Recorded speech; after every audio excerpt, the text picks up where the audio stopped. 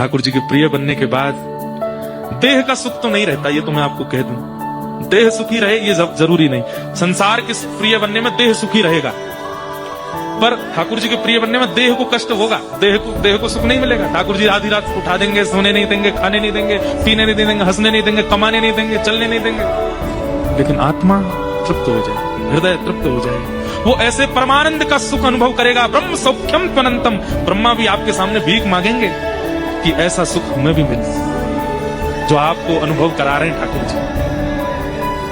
प्रेम पथ, भक्ति पथ बहुत कठिन है। कठिन क्यों है? क्योंकि महासंसारी व्यक्ति इस पर चल नहीं पाएगा, वो संभल नहीं पाएगा, क्योंकि उसको संसार ज्यादा प्रिय है। वो जब इस पथ पे आएगा तो यहां तो उसको कांटे लगेंगे।